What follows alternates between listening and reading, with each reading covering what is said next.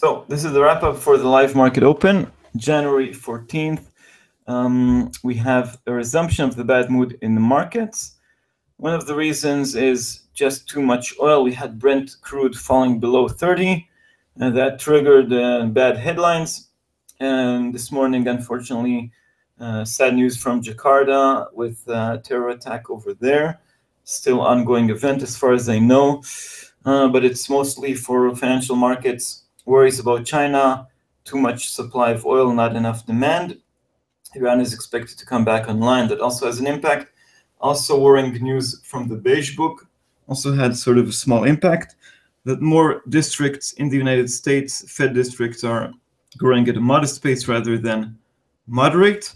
Okay, we did have some good news from Australia with jobs data coming out better than expected, the third beat in a row. We did have stability in the yuan and in the Chinese stock markets, but it wasn't shared by other stock markets. So during the show, we're seeing a resumption of this strength of safe haven currencies. Euro dollar is moving higher again towards 109. The range now is between the round numbers of 108 and 109. Resistance 109.50, 110. Support 107.10. Dollar yen now weakening after support at 117.30. Resistance 118.20. But in general, the pair looks a bit lower. There are some worries from the Bank of Japan about the strength of the yen, but they're still relatively muted. Big event for today is the rate decision in the UK.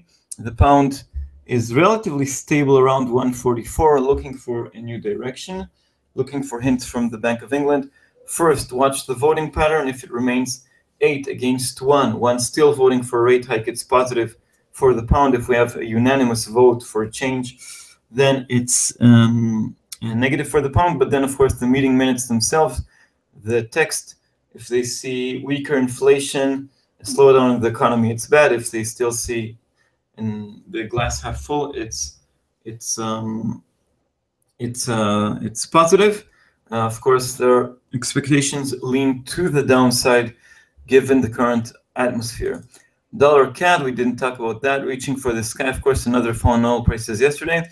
I think that the Canadian dollar was relatively stable earlier this week, but now it's falling in a sharper manner, reacting better to the fall in oil prices once again. We got close to 144. 143.10 is some kind of support there. It was previous resistance, 142 further support. Some banks are talking about 145 for dollar CAD. Aussie dollar, despite the better news, is still depressed.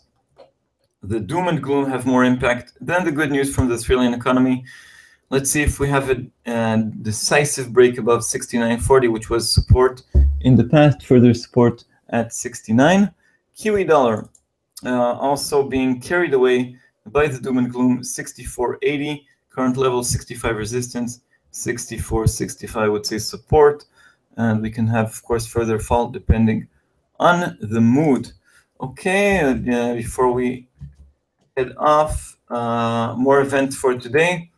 Biggest event, the UK rate decision. ECB meeting minutes are very stale. It's minutes from the very important decision, but from December 3rd, many weeks ago. We have the regular US jobless claims at 1:30, and import prices. Usually, they don't have such a big impact. Let's just take a quick look at expectations of jobless claims, expected to remain mostly unchanged from 277 to 275. And import prices month over month to fall 1.4. Of course, a lot is related to oil prices. At the same time, James Bullard of the Fed talks. This time he's a voting member. He's a hawk. He's bullish Bullard. Let's see if he remains hawkish, given the current fall in oil, in not only in oil, but also in stock markets. He's very, very sensitive to stock markets. If he becomes scared, then of course it's bad for, it lowers the expectations for a rate hike, but he's usually quite hawkish, okay? If he remains hawkish, it's no news. If he becomes dovish, it is news, okay? We have to see a change in order to see an impact. And at night, we have Australian home loans not as important as job figures.